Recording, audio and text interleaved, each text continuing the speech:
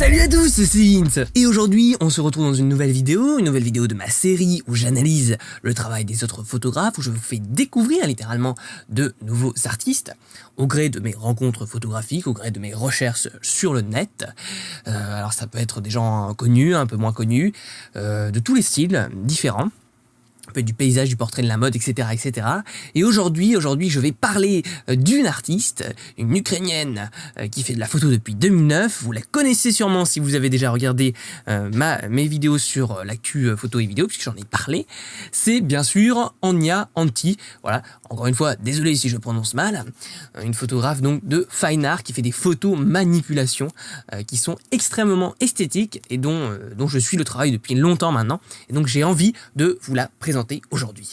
Alors, Ania Antti, c'est donc une photographe qui est modèle aussi. Elle dit dans sa bio qu'elle est autodidacte, qu'elle a acquis toutes ses connaissances et que ses inspirations aussi dans les réseaux sociaux et dans les communautés de photographes. Donc elle est née, voilà, sa passion est née dans la puissance des forums, dans la puissance du réseau internet. En autodidacte, elle n'a pas fait d'école pour.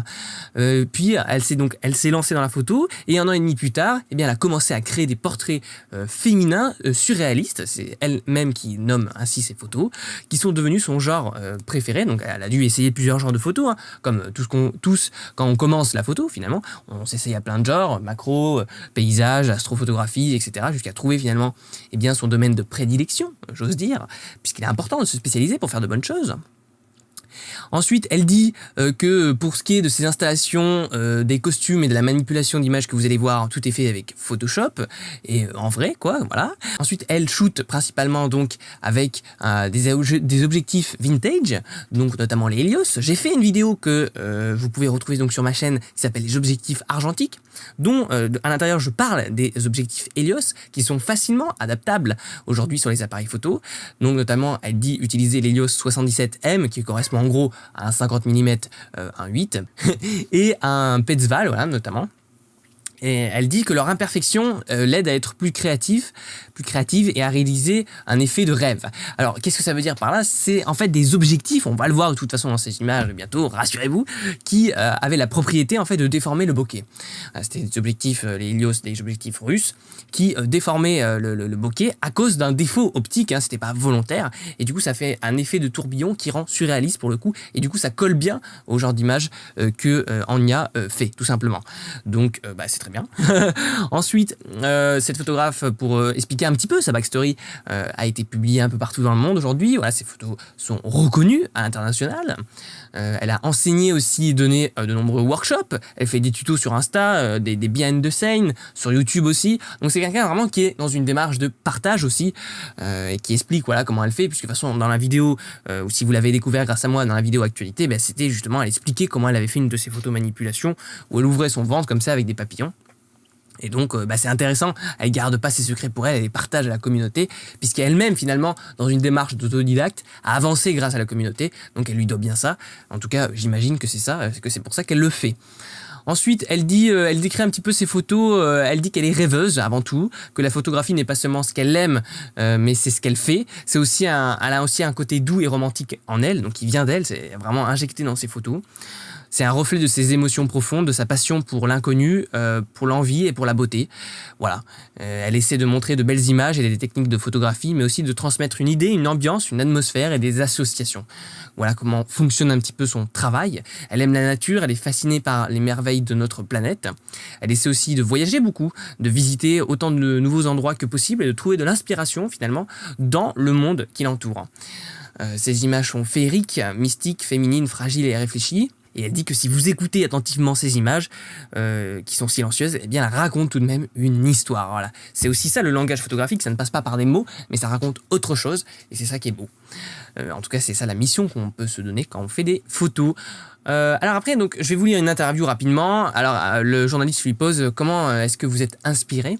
Eh bien, elle dit toujours l'inspiration vient à une personne inspirée. Ça veut dire quoi? Ça veut dire qu'un artiste doit toujours essayer de trouver de la beauté dans les choses inhabituelles de la vie quotidienne finalement. Et puis je rajouterais qu'il il doit essayer de voir finalement ce que les autres n'arrivent pas à voir, de dépasser finalement ce que tout le monde voit pour trouver des petites choses originales qu'il pourra après intégrer dans ses propres compositions. Alors pour ce faire, vous devez donner votre nourriture et vos informations au cerveau. Donc, c'est une expérience visuelle avant tout. Donc, voilà, il faut se gorger vraiment d'informations, d'inspiration. Donc, se balader, comme elle l'a dit, voir des images partout, des films, de tout un tas de trucs finalement visuels qui va stimuler sa créativité. Plus vous recherchez, observez et regardez différents types d'art, plus vous avez de la chance de proposer une idée. Voilà ce que je viens de vous dire. Je m'inspire de mes artistes préférés et de toutes sortes d'art visuel. Donc voilà, on n'est pas obligé de s'inspirer que de photos, on peut s'inspirer de peintures, de films, même de trucs qui ressemblent un peu moins, de jeux vidéo, etc. Ensuite, le journaliste lui demande comment choisissez-vous vos modèles. Elle les choisit selon ses préférences personnelles et selon un projet qui la botte. Peu importe s'il est professionnel ou non, ça n'a pas d'importance. La plupart de ses modèles sont ses amis ou les filles qu'elle trouve dans les réseaux sociaux, finalement. C'est pour ça que c'est si important de développer vraiment une communauté. Et la chose la plus importante pour elle, et l'intérêt du modèle pour le shoot, de ne pas avoir peur de se mouiller, de se salir et d'avoir froid. Voilà. C'est souvent un truc que tous les modèles n'acceptent pas de faire. Donc, allez, je sais pas, moi, se coucher dans la neige, voilà, un truc débile. Et pourquoi pas. Et ensuite, le journaliste demande, avez-vous des conseils pour les photographes aspirants finalement? Eh bien, elle dit, la photographie porte sur l'art en premier. Oubliez l'argent, votre équipement, toutes ces excuses et créez, voilà, suivant votre passion, peu importe quoi, continuez. Donc, elle insiste sur l'importance vraiment de dépasser ses peurs. Et même si on a l'impression en tout cas de créer n'importe quoi, eh bien, de continuer quand même à le faire encore et encore jusqu'à ce que quelque chose se dégage et finalement peut-être qu'on puisse trouver son style. C'est aussi par là qu'on trouve son style, en créant tout simplement, en créant de la matière. Et en tout cas pour elle, elle a réussi à trouver son style, donc on peut donc prendre son conseil. Alors nous voici sur son site, ce fameux site qui est un petit peu différent des sites qu'on a l'habitude de voir, dans le sens où il y a plus de photos déjà. C'est-à-dire que donc là on est sur l'accueil, quand on clique sur son site, on arrive directement dans l'onglet portfolio finalement, dans le sous-onglet Fine Art, photographie. Eh bien, on a un aperçu de tous ces travaux, et toutes ces photos. Et d'ailleurs, tout de suite, vu qu'on parlait de style, eh bien, on voit que la teinte bleue vraiment saillant, foncé comme ça, ressort bien et est présent carrément dans toutes ces images. Donc, déjà, on voit que c'est un photographe qui a un style véritablement et qui a un site qui est bien présenté, qui va de pair. Voilà, toutes ces images sont dans un ratio de cadre égal, c'est bien présenté, c'est fond noir, c'est très propre, mais c'est pas du noir non plus, c'est du noir un petit peu clair, on pourrait dire du gris très foncé, qui nous permet de, voilà, ça n'a pas l'impression que, ça a l'impression que c'est travaillé, que c'est designé, que c'est recherché. Et donc après, on a son à propos, on peut la contacter directement. Alors là, c'est là justement où elle fait ses behind the scene et où elle explique un peu comment tout ça se passe. Elle a des vidéos aussi, donc qui sont hébergées sur sa chaîne YouTube et elle met le lien et c'est assez joliment présenté sur son site. Donc parce que voilà, il faut pas mettre vos vidéos sur votre serveur WordPress, sinon ça va laguer comme pas possible. Et puis voilà, c'est pas fait pour ça, vous n'allez pas payer de l'hébergement pour ça. Puis il existe des plateformes gratuites. Donc YouTube permet de le faire. Et là, elle montre vraiment les behind the scene. Donc on voit que c'est une personne réelle et tout. Donc ça peut rassurer les mannequins, etc. Bon, pas à son niveau, mais je veux dire, quand vous commencez, ça peut vous servir de conseil à vous, si vous débutez. Ensuite, elle montre, voilà, où elle a été publiée, tout simplement, c'est important, pour de légitimer ces images. Donc là, elle propose des workshops, sûrement, où on peut directement la contacter, etc. On peut aussi acheter ses tirages, et elle a un blog. Ça veut dire qu'en fait, quand j'arrive sur son site, j'ai une lecture, et en fait, sans faire même un seul clic, déjà, j'ai accès à toutes ces images qu'elle apprécie le plus, qu'elle met en avant, donc à son style. J'ai accès à tout très rapidement, et c'est très simple, très lisible. J'ai pas à chercher dans 10 000 colonnes. C'est logique qu'en dessous de presse, il y ait award, exhibition, publication et un interview, etc. De vidéos, voilà. Tout ça est logique, en fait, et suit un certain ordre. Donc, pour vous connaissez par cœur votre site, parce que si c'est vous qui l'avez fait, vous en pouvez plus et tout, vous connaissez les sous-menus par cœur. Mais si on s'y perd trop facilement, eh bien, l'utilisateur moyen, qui n'est pas vraiment intéressé par votre travail, n'ira pas chercher, n'ira pas démarcher plus loin. La petite critique du site étant terminée, comme à notre habitude, on peut passer tout de suite aux photos. Elles sont par ordre chronologique, c'est-à-dire on va commencer vraiment dans les premières images qu'elle a publiées sur son site, en tout cas au niveau de la galerie. Donc je ne sais pas si c'est celle chronologiquement, temporellement, mais on verra bien. On voit quand même qu'il y a de l'amélioration notable, donc je pense que c'est ça. Donc première photo, est-ce que, ouais, pas toutes ces images sont au format carré, mais beaucoup de ces images sont au format carré. Pourquoi pas, voilà, c'est un choix, c'est une composition, ça fait partie aussi du style, la composition, de se faire une sorte de série comme ça. Et que dire alors sur cette première image? Déjà on voit tout de suite, alors bon, bien sûr, elle veut pas se faire voler des images sur son site, etc. Mais vous voyez, la petite signature en bas vient un petit peu gâcher. Surtout qu'elle l'a mis devant un fond blanc qui est extrêmement facile à enlever. Et d'ailleurs, je peux vous le prouver finalement en quelques clics. Hein. Voilà. Parce que bon, alors le débat sur les signatures, je ferai peut-être une vidéo là-dessus aussi. Mais c'est tellement, ça sert tellement à rien les signatures aujourd'hui à mon sens. Voilà, on l'a enlevé en quoi? En 2 clics, en 2 secondes. Mais bon, après, en fait, moi, si vous voulez, je vais vous le dire. Je me sers des signatures comme ça sur les photos uniquement pour si quelqu'un prend ma photo, la vole entre guillemets, ou la prend pour son fond d'écran et tout, son kiff quoi, il va rien me payer, c'est normal quoi, même si c'est pas libre de droit. Et pour qu'il voit ma signature et pour qu'il se dise ah ouais, j'apprécie quand même le taf de ce mec, je l'ai retrouvé sur un vieux site pourri d'hébergeur d'images, ben je vais aller voir qui c'est, ah Vincent Villaret, super, il tombe sur mon site. J'aurais rien mis, bon ça aurait été embêtant. Mais sinon quand c'est l'image est sur votre site, ben voilà, elle est là, hein. Si le mec la découvre comme ça, ben c'est que c'est sur votre site. Enfin bref, les signatures c'est un autre débat, on va pas rentrer dans tout ça. Alors là, sur cette image, il y a un petit effet Instagram. C'est vrai qu'elle est beaucoup suivie, elle est beaucoup active sur son compte Instagram. Donc peut-être qu'elle a été influencée par ça au début de ses activités de photo. Et les ombres violettes sont vraiment typiques d'Instagram. Alors les ombres violettes, bon, ça marche bien, mais ça a été vu et revu, quoi. Hein. C'est du survu. Évitez vraiment de faire les ombres violettes dans vos images. En tout cas, des ombres violettes aussi saturées. Mais bon, pourquoi pas. Ensuite, là, bon, on sent que le bokeh est un petit peu déformé, mais vu qu'on n'a pas tout l'arc de cercle, on peut pas se douter que c'est avec l'objectif vintage. On le verra un peu plus dans les prochaines images. Et après, ce qui est bien là, comme ça, avec les modèles, c'est vraiment quand on cache une partie du visage, parce que là, si vous voulez, on n'a qu'une information de l'émotion. Dans le sens où des composantes de l'émotion, alors dans un visage, ça va être donc, tous les muscles qui le composent, les muscles faciès, mais donc il y a les yeux qui vont pouvoir bouger, etc. Mais la bouche aussi indique beaucoup l'état d'esprit, le mood, comme on dirait en anglais, de la personne. Le fait d'occulter cet élément, un des éléments principaux au spectateur, eh bien, fait qu'on va pas trop savoir dans quelle émotion elle est. Là, il faut bien faire attention, par contre, quand on fait ce genre d'image qu'on cache avec un objet, par exemple un livre, c'est le cas ici, de pas trop couper ou pas trop laisser de place avant ou après le nez, parce que si c'est coupé là, par exemple, c'est assez moche. Donc, il faut bien trouver vraiment le juste milieu. Et là, je trouve qu'il est pas mal situé, que le cut finalement entre le livre et le nez est pas mal situé. Donc, ça rend bien. Bien sûr, les yeux modèles qui ont été rajoutés, enfin qui ont été resaturés en bleu, qui nous percent comme ça marche extrêmement bien. Voilà pour cette image. On va passer à la suite parce qu'il y en a beaucoup quand même de photos que j'ai récupérées. Donc là, bon, encore une fois, la signature, mais on va l'occulter pour ce qui est de l'analyse. Alors là, on sent qu'il y a beaucoup de flou aussi autour du modèle, sûrement qui a été rajouté en post-production, parce qu'une profondeur de champ telle, ça me semble bizarre à obtenir comme ça avec un plan focal normal, disons. Elle a pas dit, en tout cas, j'ai pas trouvé avec quel appareil photo elle faisait ça, mais voilà, je pense que c'est un truc numérique au vu de ses avant-après, parce qu'elle fait aussi des avant-après retouches, on en verra quelques-uns d'ailleurs, et on voit que le avant, c'est une sorte de rendu numérique, donc je pense que c'est un appareil photo numérique. Qu'est-ce que je disais? Donc oui, et puis là ce qui est intéressant c'est la composition vraiment. Alors déjà mon arrière-plan, un arrière-plan très intéressant parce que même dans le flou il est intéressant cet arrière-plan, c'est rare puisque les motifs rentrent bien aussi dans le bokeh.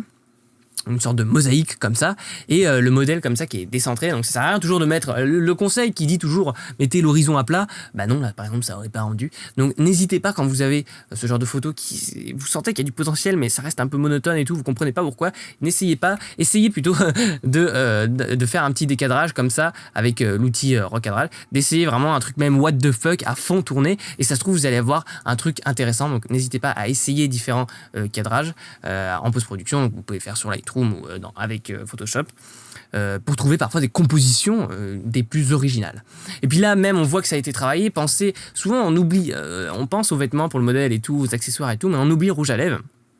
On donne pas trop de conseils sur ça quand on commence, on dit ouais maquille-toi comme tu veux et tout, mais on oublie trop souvent que le rouge à lèvres a une grande importance dans la composition colorimétrique de l'image, parce que généralement un rouge à lèvres rouge fluo, eh bien ça va pas rendre à chaque fois. Alors bien sûr on peut en toucher avec Lightroom et tout, mais ça sera jamais aussi réaliste que si le rouge à lèvres était d'une autre couleur de base, et puis si vous faites de la vidéo, bah, ça sera trop chiant à créer des masques et tout, donc n'hésitez pas à demander au modèle d'amener même plusieurs teintes sur le shooting, et puis là en l'occurrence il y a un rapport entre son rouge à lèvres, ses yeux, son écharpe et sa veste, et même ses cheveux, finalement tout est uniformisé entre guillemets au niveau de la couleur, donc qui a été réfléchi et pensé avant.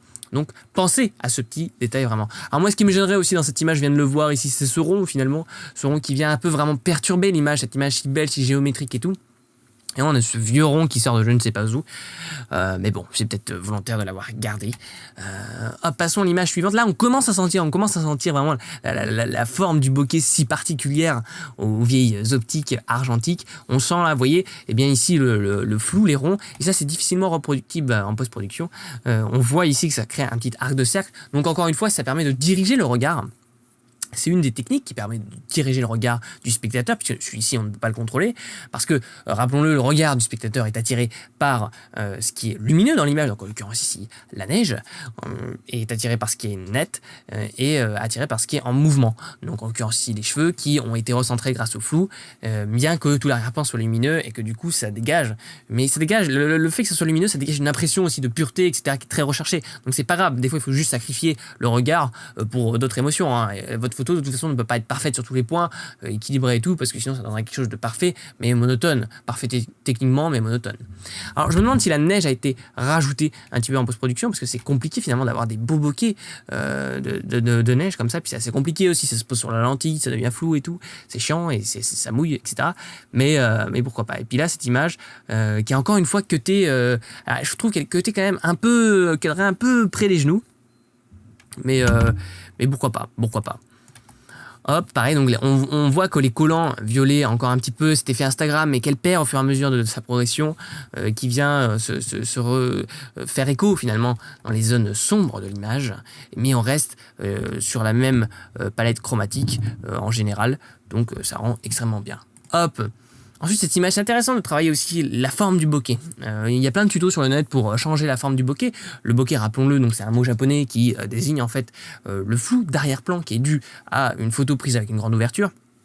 Donc ça forme des ronds, généralement suivant votre objectif, des ronds plus ou moins parfaits, suivant le diaphragme, le nombre de lamelles de votre diaphragme en fait. Et on peut changer la forme de ce bokeh pour créer des effets créatifs. Alors maintenant, ça a été vu 1000 fois, les photos de nuit avec des petits cœurs ou des petites étoiles. Mais là justement, c'est utilisé différemment, c'est détourné parce que le bokeh a été rajouté en post-production, éventuellement pris sur un fond noir. Et puis dans les options de fusion des calques, en fait, on peut exclure le noir d'une image, ce qui permet après de faire une surimpression comme ça et de rajouter des motifs lumineux dans ce cas-ci sur un modèle, un truc qui avait rien à voir au départ. Et d'ailleurs, ces trois petits cœurs sont assez jolis, mais le rouge la dénote assez, on dirait qu'il n'a pas sa place, enfin c'est bizarre. Et encore, bon, ces ombres violettes, bon, pourquoi pas. Ce format carré, ces ombres violettes, on sent quand même beaucoup l'inspiration Instagram. Et puis bon, après c'est une photo qui n'a pas grand-chose à voir avec le reste de ces images, hein. C'est vraiment, j'ai pris ça, mais bon, parce que c'était ses premières images et que j'avais envie quand même de les commenter, disons. Ensuite, cette photo était intéressante aussi pour la gestion de la couleur.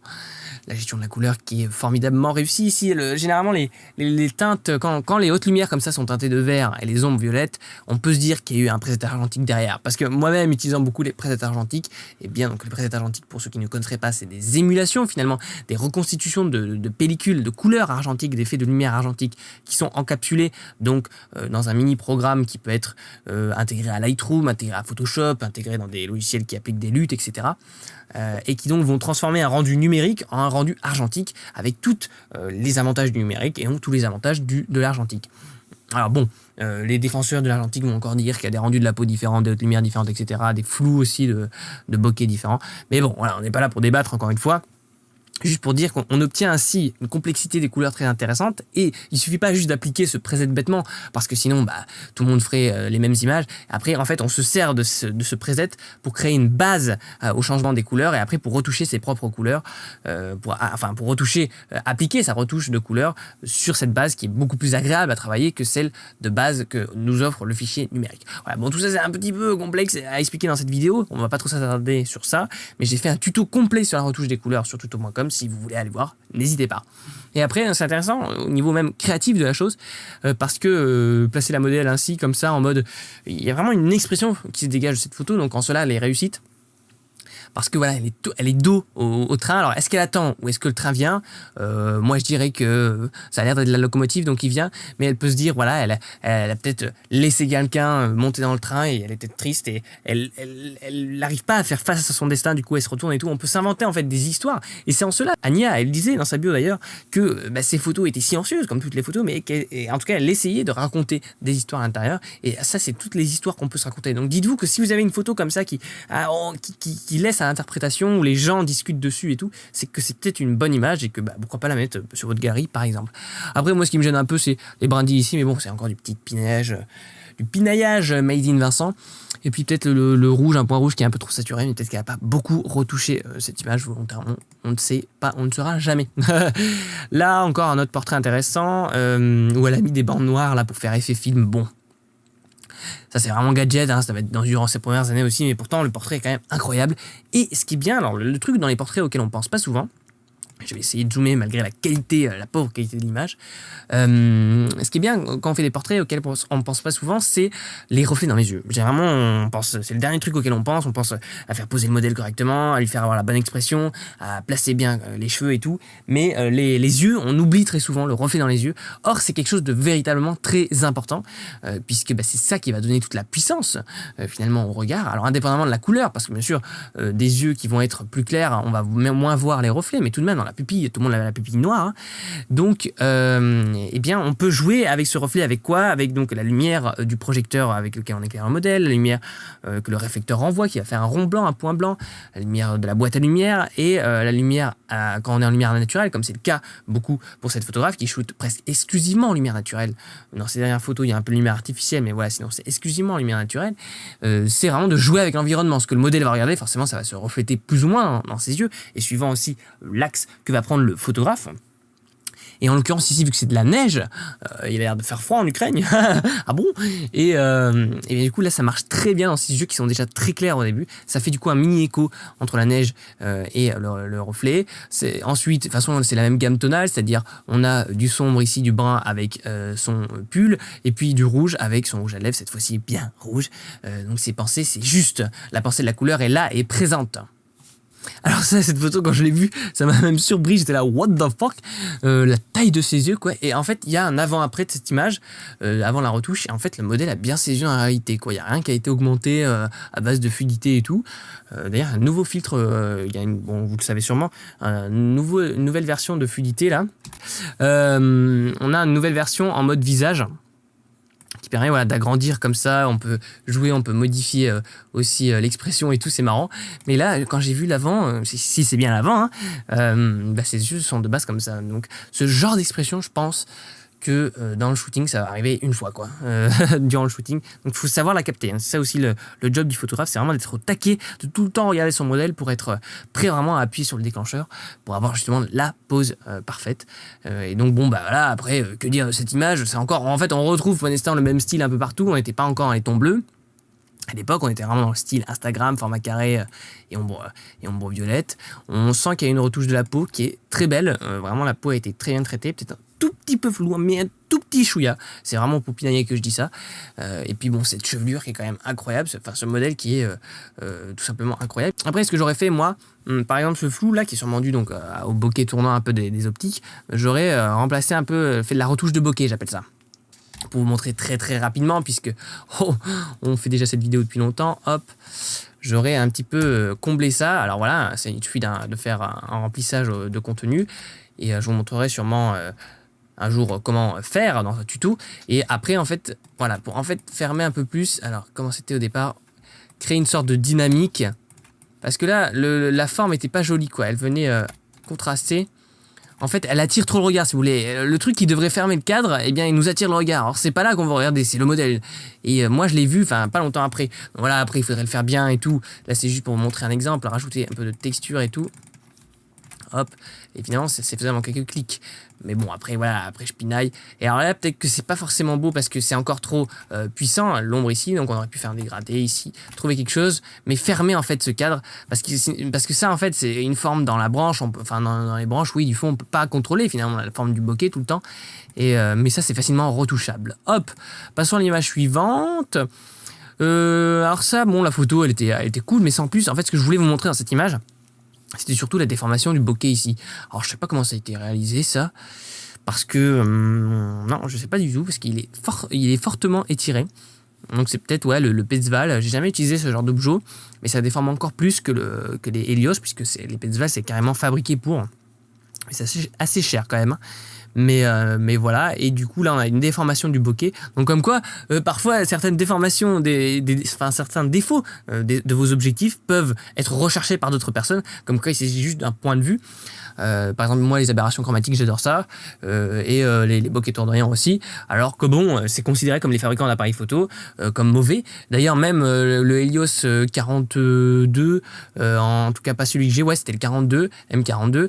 Eh bien lui il avait été remplacé, donc il avait un très joli bokeh tournoyant, il a été remplacé par le 44M, celui que je montre dans ma vidéo, qui a été corrigé en Russie parce que justement les gens trouvaient ça, que c'était un défaut tout simplement. Alors qu'aujourd'hui c'est utilisé et ces optiques sont même recherchées pour leur qualité maintenant, leur qualité de défaut.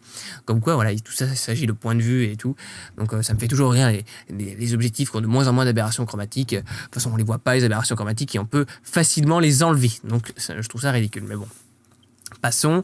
Là, c'était tout le travail en fait. Donc tout ça, le travail sur le modèle, là, c'est pas du Photoshop. Hein. Je pense pas qu'il y ait beaucoup de pourcentage de Photoshop. Je pense juste qu'il y a une petite correction, une petite colo, quoi. Mais tout ça, le travail avec un bon maquilleur, quoi. Imaginez, vous tombez sur un maquilleur qui vous fait un taf comme ça. Là, forcément, vous pouvez pas rater la photo, quoi. C'est ce que j'ai envie de dire. Après, voilà, il y a un petit reflet de lumière là qui vient un peu taper trop sur la feuille, à mon sens. Et là, ça ferme pas complètement le cadre aussi. On aurait pu rajouter un peu une petite rose rouge, pareil, avec l'outil de tampon de duplication. Et ça aussi, supprimer la feuille et la rediriger pour que ça crée une belle courbe harmonieuse. Harmonieuse. Mais sinon, voilà, c'est incroyable cette image. Hein. C'est juste ouf. Encore une photo. Alors là, je voulais vous parler aussi de la créativité, finalement. Puisque voilà, on peut trouver des idées de ouf. Un lit sur l'eau, pourquoi pas. Alors, je sais pas comment elle l'a fait. Ah si, on voit comment ça a été fait ici. On voit... ah non, même pas. Je crois que c'était des frites de piscine. Oula, le mec, faut que tu te calmes, c'est de la frite, t'en adores. Je sais pas comment elle a fait tenir. Bah, peut-être qu'elle avait pied en fait. Peut-être que le lit en tout cas avait pied. Du coup, bon voilà, ça devait pas être trop enfoncé. Puis on devait être près de la berge parce que s'il y a cette grande branche, ouais, on était près de la berge. Et c'est bien parce qu'il y a un contraste donc, entre la nature, finalement, l'immensité, le désert. Et on voit quand même, elle ferme. Là, c'est très bien fermé le cadre. C'est dur de fermer ces cadres. Hein. Avec donc un immeuble d'une ville, donc d'une grande ville sûrement en fond. Et du coup, ça rend bien. Enfin, il y a vraiment un contraste qui se fait. Dans la nuance, parce qu'un contraste c'est pas obligé d'être toujours un gros truc en mode là il y a une voiture et là il y a un arbre, oh là là, non, ça peut être aussi des petits détails cachés mais qui ajoutent en fait un degré de profondeur, de subtilité à l'image supplémentaire. Et là en fait la coiffure, les cheveux du modèle sont pas choisis au hasard. Alors je sais pas si les modèles avaient les cheveux roses de base ou pas, je crois oui, puisque je crois qu'on voit une autre photo avec elle. Mais en tout cas, le rose n'est pas choisi au hasard sur du fond bleu comme ça, qui a sûrement été aussi un peu retouché, un peu tiré vers le saillant. Parce que là, le rose et le saillant, c'est tout simplement du complémentaire, le magenta et le saillant. Donc c'est pensé aussi. Et encore une fois, n'hésitez pas à rechercher vraiment comment on associe les couleurs pour créer des effets en fait qui sont agréables dans le cerveau. Vraiment, il y a toute une science de ça et au début, on s'en doute pas forcément. Hop, pareil, la couleur du vernis est calculée par rapport aussi aux cheveux. Et puis c'est très beau aussi, je trouve, le reflet comme ça, le fait que le lit soit métallisé. Vous voyez, rien n'est pris au hasard finalement. Rien n'est vraiment pris au hasard. Surtout dans une photo où il y a aussi peu d'éléments. C'est-à-dire que vu qu'il y a une immense étendue d'eau, le spectateur va se concentrer que sur les quelques objets présents sur l'image. Donc il faut qu'il soit extrêmement bien pensé. Image suivante. Donc là, cette fois, on retrouve la teinte bleue qu'elle va garder un petit peu tout au long de ses photos à partir de maintenant. Un visage donc qui est très maquillé, on le voit au niveau des yeux vraiment énormément, mais en fait qui c'est bien réalisé, c'est-à-dire que ça bave pas et tout, et on sent que c'est pro, et puis ça fait écho en fait aux plumes de pan. Du coup, ça rend extrêmement bien. Pareil, il y a une unité de couleur aussi. On reste dans la même gamme tonale. Il y a juste un petit peu ce orange qui dénote. Mais vous pouvez utiliser des couleurs qui dénotent d'abord si il faut quand même qu'il y ait quand même des petits rappels. C'est-à-dire, bon, même si ce orange est un peu saturé, on garde quand même un teint de chair ici, un teint de marron ici. Et puis, si c'est une couleur complémentaire, c'est-à-dire si c'est une couleur qui s'associe bien, en l'occurrence, si l'orange et le bleu étant complémentaires, eh bien, ça marche très bien. Mais on garde tout de même, alors je sais pas si c'est dû à la compression, parce que parfois quand on compresse sur les images, on a des choses étranges dans les ombres, mais on garde un peu de violet, un petit peu cette tête de violet qui veut rester en hauteur. Et puis toujours ce flou un petit peu circulaire. Alors suivant en fait le diaphragme qu'on sélectionne dans l'optique argentique, dans l'optique Helios, eh bien on va obtenir plus ou moins cet effet de flou. Mais quand même sur toutes les plages focales, ça se remarque un petit peu. C'est dans la subtilité encore qu'on fait les bonnes photos. Et ici donc on sent vraiment le flou comme ça. Ce qui en fait une composition originale, puisqu'on dirige le regard aussi vers les yeux, puisque rappelez-vous, je vous l'avais déjà dit dans une précédente vidéo il me semble, quand on prend en photo donc avec un capteur qui rend aussi net comme les capteurs numériques, eh bien le fait de prendre en photo de l'herbe ou de la végétation va vraiment agresser l'œil si on ferme un peu le diaph, parce que ça va être beaucoup trop net et du coup ça va pas du tout isoler le modèle sur le fond, pas du tout le détacher du fond, et en l'occurrence ici le flou permet de simplifier entre guillemets les points de détail, les points de netteté du gazon et ici de la haie, ce qui marche très bien dans ce cas-là. Hop, notre photo, une composition originale puisqu'elle est de base comme ça sur son site, hein. Elle n'est pas retournée et tout, donc elle est comme ça et c'est vrai que la plupart des gens aiment bien avoir le bon, entre guillemets, le bon angle, le bon horizon, et là c'est bizarre parce qu'il faut tourner la tête pour regarder, mais bon pourquoi pas, et puis encore avec des pétales, hein, ça marche très bien les pétales comme ça qui tombent et qui rentrent un peu dans le flou plus ou moins. Alors est-ce qu'elle sait, je pense que ouais. Je crois que j'ai vu une vidéo de ce shooting, on voit elle balance comme ça des pétales, mais elle a dû prendre plusieurs photos et les rajouter après. Bon après il faut bien les placer parce que si on fait confiance quand elle tombe, on peut faire beaucoup de photos avant qu'elle soit placée naturellement correctement, parce que si elle vient cacher une partie du modèle, bah, c'est dommage d'avoir fait tout ce travail, parce que là il y a tout un travail au niveau du vêtement, des accessoires, de la chevelure même, et du maquillage bien sûr, pour rendre cette image qui a été taffée. Et pareil, souvent on se demande, on fait ce genre de pose où on est allongé dans l'herbe, comment placer ses bras, comment placer ses mains. Et bien là, en l'occurrence, vous pouvez se servir de ces idées, puisque ça marche très très bien. Hop, photo suivante. Alors là, il n'y avait pas grand-chose, j'avais pas grand-chose à expliquer de plus, à part peut-être la forme du bokeh un petit peu ici, sur mon diode donc au Petzval. On voit qu'il a un très bon piqué, mais surtout ce qui est intéressant, c'est de voir l'avant-après de cette image, donc c'est l'image suivante. Hop, donc vous voyez, vous comprenez le rendu des verts, donc ça sent le numérique, clairement. Elle aussi ne doit pas aimer les verts saturés comme ça, puisqu'elle les a tout de suite désaturés. Elle a aussi remplacé les ombres vert foncé ici par des ombres de la couleur correspondante aux cheveux et aux lèvres du modèle.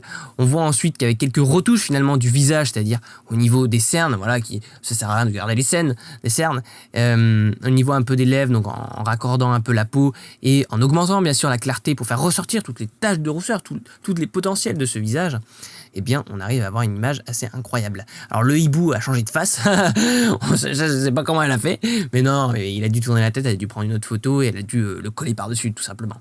Hop, on va aussi voir un autre avant-après de cette image, voilà, hop.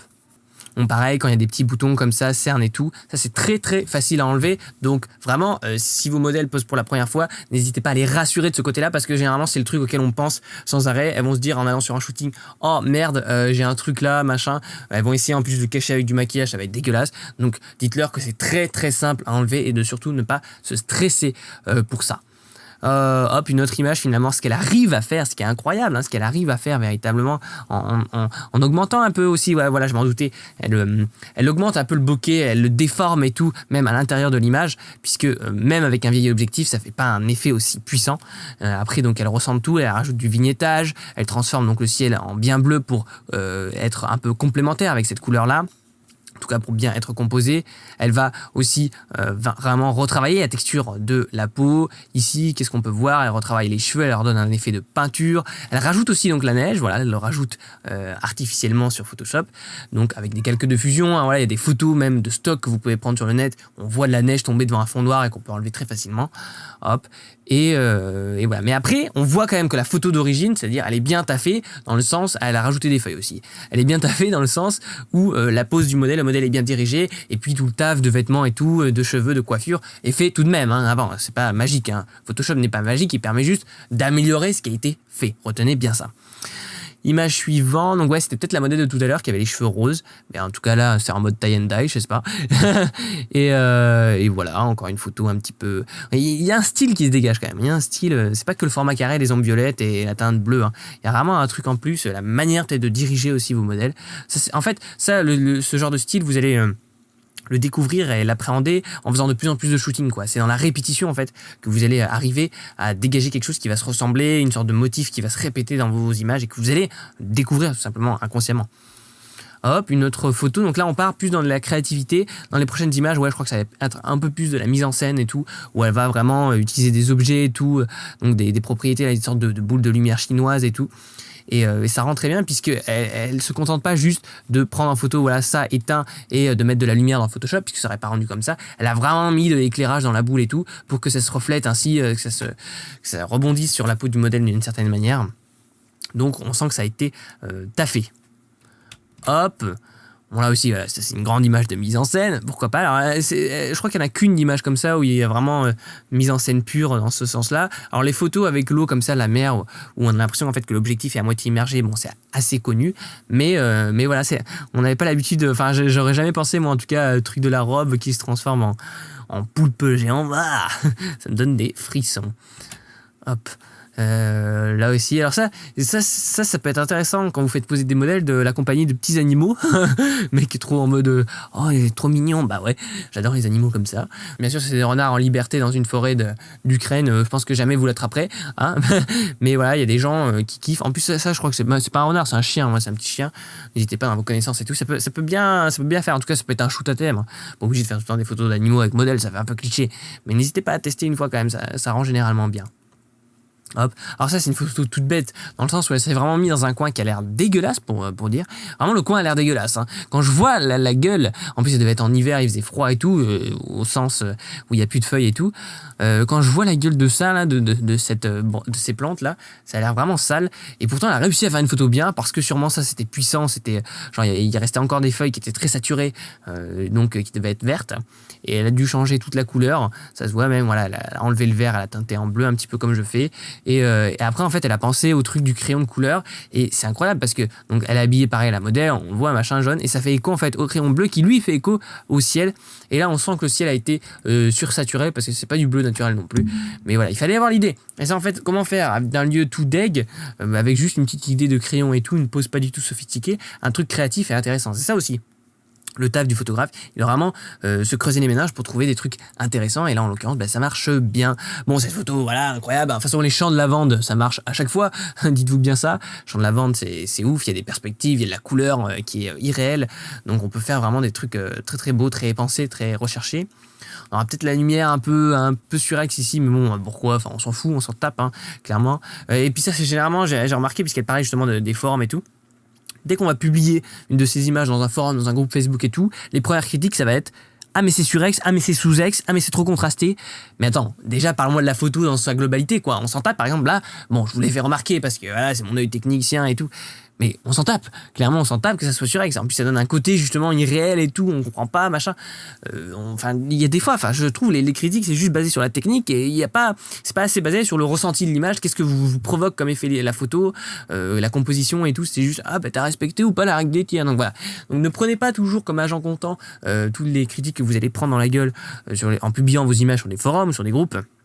Parce que d'abord, les gens qui côtoient ces forums, c'est pas parce qu'il y a écrit forum photo et que le mec il a un gros appareil dans sa petite description de profil que il faut croire tout de suite que c'est un mec pro et tout, et qu'en tout cas mec pro ou pas, on s'en fout d'ailleurs, mais que ce soit un mec vraiment avec un avis très intéressant ou qui ait beaucoup d'années derrière lui de photos. Les gens peuvent s'inventer des billes sur les forums, etc. Donc faites vraiment attention de ce côté-là. Hop, là encore, voilà, pareil, un globe de lumière. Donc, je sais pas comment elle a fait ça, mais je pense que c'était un globe blanc et qu'après elle a mappé une texture de lune. Mais voilà, il fallait trouver l'idée en fait. Après le dégradé est moins beau sur le ciel, les étoiles, elles auraient pu continuer un peu plus proche. Même si c'est vrai que la lumière de la lune est censée physiquement annihiler les étoiles aux alentours. Là, on sent trop quand même que c'est un dégradé à base de Photoshop, ce qui est un petit peu dommage. Hop, bon là ça marche très bien par contre, l'effet de bokeh dans les étoiles, l'effet de lumière de la lune comme ça qui se projette sur le sable, vraiment il fallait avoir l'idée, le bokeh de la ville qui se fusionne comme ça, enfin là vraiment pour le coup c'est vachement réussi. Là j'ai vraiment rien à dire, pareil la gestion du flou en fait qui est placée finalement dans les endroits où on veut pas voir, le bokeh en étoile avec l'effet star là, et puis cette photo elle est juste magnifique quoi. Hop, encore avec la modèle de tout à l'heure, voilà, la technique du parapluie aussi, on en voit beaucoup des photos comme ça. Ça par contre on en voit un peu moins, d'ailleurs c'est elle qui pose là, voilà. Avec ses cheveux argentés bleus là. Ça, l'idée était bonne. D'ailleurs, elle a fait tout un descriptif avant-après et tout, de toutes les passes qu'elle utilise. Bon, alors, vous donne pas. Non, je crois que c'est un speed art. Ouais, je crois que c'est un speed art sur YouTube. Bon, c'est pas un tuto complet, malheureusement, mais on voit en quelque sorte comment elle s'y est pris pour faire ce genre de photo qui n'est pas si compliqué à faire finalement. Mais en fait, il fallait avoir l'idée. Ce qui est plus compliqué dans ce genre d'image, c'est pas la réalisation, parce que bon, on se doute un peu. Elle a ajouté des calques de texture et tout. Elle a mis un projet en face d'elle. Bon, voilà, c'est pas une grande mise en scène et tout, mais il fallait avoir l'idée. C'est ça qui est le plus compliqué dans ce genre d'image, à mon sens. Pareil, là aussi, elle récupère des ampoules dans une sorte de... Et tout en gardant cette tonalité, toujours en désaturant les verts et en les bleuissant. Et peut-être que c'est à son contact parce que ça fait longtemps que je connais ces images, que je me suis mis à adopter aussi un style un peu pareil, dans le sens où voilà, les verts pour moi c'est niet, et à les désaturer. Mais en fait, les verts désaturés bleuis, ça rend bien. Donc le mot vert n'est pas barré de votre vocabulaire, hein, c'est pas ce que je veux dire, mais vous pouvez l'adapter, on peut dire. Hop, ici, pareil, un truc pur de créativité, le jaune et le bleu. Voilà, dès que vous avez trouvé deux couleurs. Et il n'y a pas plus de couleurs finalement dans cette image. Il n'y a pas plus de couleurs, c'est jaune et bleu. Après, c'est que des variantes de jaune et bleu.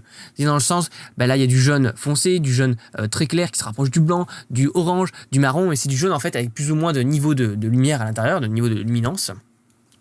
Et puis là, le marron très foncé, où c'est les jaunes vraiment tirés vers le bas. Et ensuite, le bleu, qui est avec un peu plus de clair ici, pour créer du turquoise, du cyan dans les ombres, du bleu donc pur pour la veste, du bleu aussi pour les yeux, on voit pas à cause de la mauvaise qualité. Mais donc, il n'y a que deux couleurs dans cette image. Il y a deux couleurs avec une injection, si vous voulez, de luminance différente, ce qui fait qu'on ne s'éparpille pas dans trop de couleurs, machin, trop saturé et tout.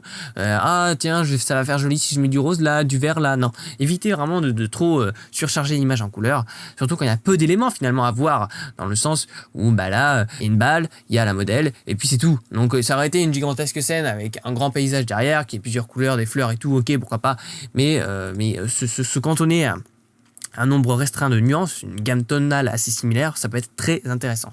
Alors là, ce qui était bien aussi, c'était la bouille d'enfant du modèle. Alors c'est compliqué de faire shooter des modèles qu'on connaît pas, qui sont enfants, parce que tous les droits d'auteur, les parents, machin, oh là là, un photographe, machin. Bon, une fois que vous avez dépassé ça, ça peut être très intéressant aussi, parce que les visages d'enfants, c'est des visages qui ne sont pas encore totalement formés, il n'y a pas encore des traits très affirmés, donc parfois on peut trouver justement des bouilles vraiment innocentes, vraiment qui se ressentent au fond des yeux, et elle en l'occurrence, alors je sais pas du tout quel âge elle a, mais on sent vraiment l'esprit enfantin derrière, et ça marche donc très bien. Et puis cette surcharge en fait, c'est surjoué, ce surréalisme du fait de tous les ballons. Elle aurait pu se contenter que de 2 ou 3 ballons attachés à la ficelle, voilà, on a vu plein, même avec des grandes baignoires comme ça en métal, très jolies, mais on a vu plein. Et là, non, elle y est allée à fond, elle a dû dévaler le magasin. Et du coup, là aussi, ça rend parfait. Le coucher de soleil, alors elle l'utilise pas tout le temps, mais ça se marie très bien, vraiment, les couleurs du coucher de soleil avec le bleu. Donc pourquoi pas avec le petit agneau, là aussi, c'est magique.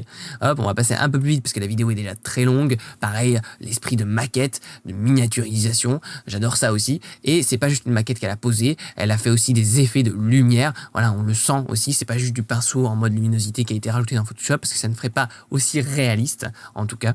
Et là, avec ce pull, voilà, tricoté et tout, avec effet grand-mère, ça rend bien. Hop. Là, pareil, c'est une photo un peu plus conceptuelle, dans le sens il y a du flou, il y a de la lumière, on voit pas trop le visage. Mais c'est très, très travaillé au niveau des couleurs. Hop. Ensuite, ouais.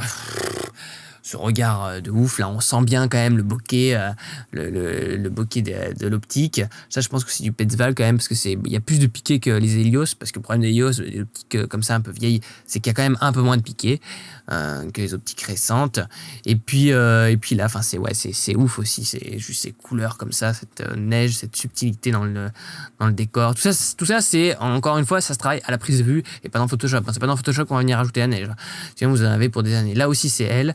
Et alors elle a fait un voyage, je crois, en Islande et tout, elle montre des vidéos et tout. Et là c'est marrant parce que j'ai mis longtemps à comprendre, je me dis mais qu'est-ce qu'elle fout avec ça, avec ce cornet, et après j'ai dit ah oui mais glace machin.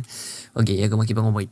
Là ce qui était marrant, c'est aussi le contraste entre la vieille bagnole rouillée et la peau parfaite du modèle un petit peu, et la petite voiture comme ça. C'était vraiment assez mignon, cette image. Elle est très bien composée finalement, parce que quand on met beaucoup d'éléments dans une seule photo, et il faut arriver à bien les agencer pour que ça marche bien. En l'occurrence, ici, il y a plein de successions de plans, c'est-à-dire il y a le ciel, il y a la montagne dans le flou, il y a les buissons ici, il y a le chalet, il y a la voiture, il y a la modèle, il y a la petite voiture, il y a la chaussure, voilà. Et il fallait arriver à bien tout agencer. Ça devait être compliqué de trouver ce cadre. Donc, quand vous n'arrivez vraiment pas à trouver un cadrage, n'hésitez pas aussi à changer de focale parce que ça va déformer la perspective, la changer en tout cas, modifier la compression des plans dans l'espace et tout. Donc, ça vous permet de les agencer aussi différemment. C'est un truc auquel on pense pas. On est là avec son trépied, sa focale fixe, on est là, putain, pourquoi ça marche pas? N'hésitez pas aussi à changer, à mettre un autre objectif pour voir comment ça va rendre tout simplement.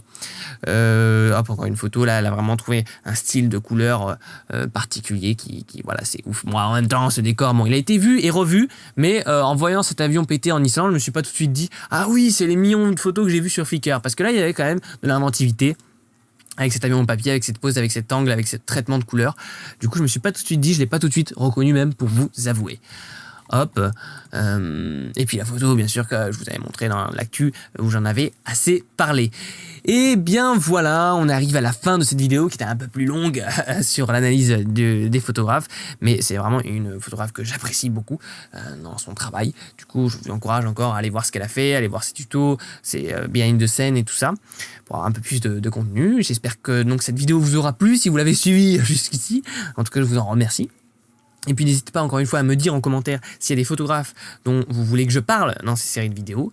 N'hésitez pas aussi à télécharger gratuitement mon livre Comment devenir un meilleur photographe en PDF dans la description, où j'explique comment devenir photographe, comment devenir un meilleur photographe, pardon, pas comment devenir un photographe, ça c'est le but de toute ma chaîne et de tout ce que je fais, parce que c'est assez compliqué, ça se résume pas en un livre. Et donc il y a plein de points en fait pour vous améliorer, en tout cas j'espère que ça vous aidera. Et puis nous on se retrouve très vite, très prochainement pour de nouvelles aventures. Salut à 12! Tu viens de finir cette vidéo et ça t'a plu? Alors n'hésite surtout pas à t'abonner en cliquant juste ici en dessous pour rejoindre les folles aventures de Vince. Salut!